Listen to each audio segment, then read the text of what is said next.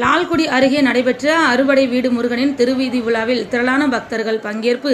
திருச்சி மாவட்டம் லால்குடி அருகே நெய்க்குப்பை கிராமத்தில் அருள்மிகு பாலமுருகன் திருக்கோவில் அமைந்துள்ளது. தமிழ் கடவுளான முருகப்பெருமான் திருப்பரங்குன்றத்தில் மணக்கோலத்திலும், திருச்செந்தூரில் பிறவாமை என்னும் வரம் தருகின்ற தலமாகவும், பழனியில் அண்ணன் விநாயகருடன் போட்டி போட்டு ஏற்பட்ட கோபத்தால் தண்டாயுத பாணியாக காட்சியளிக்கும் தலமாகவும், சுவாமி மலையில் தகப்பனுக்கு பாடம் சொன்ன தலமாகவும், திருத்தணியில் அஞ்சுதலை நீக்கி ஆறுதல் கொடுக்கும் தலமாகவும், பழமுதிர்ச்சோலையில் சுட்ட பழம் வேண்டுமா சுடாத பழம் வேண்டுமா என காட்சியளித்த தலமாகவும் அருள் பாலிக்கிறார். இந்நிலையில் 1970ஆம் ஆண்டு வரை லால்குடி அருகே நெய்க்குப்பை கிராமத்தில் ஆறுபடையில் முருகன் எவ்வாறு காட்சி தருவாரோ அந்த வடிவத்தில் முருகனை அலங்கரித்து வாகனத்தில் ஏற்றி திருவீதி உலா நடத்தி பக்தர்கள் வழிபட்டு வந்தனர்.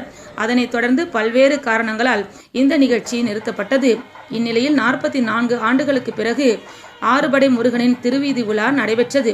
இந்நிலையில் 44 ஆண்டுகளுக்கு பின்னர் நடைபெற்ற இந்த திருவீதி உலாவில் ஏராளமான முருக பக்தர்கள் கலந்து கொண்டு முருகனை வழிபட்டனர். ஆறுபடை திருவீதி உலாவை முன்னிட்டு கோவில் முழுவதும் வண்ண விளக்குகளால் அலங்கரிக்கப்பட்டிருந்தது.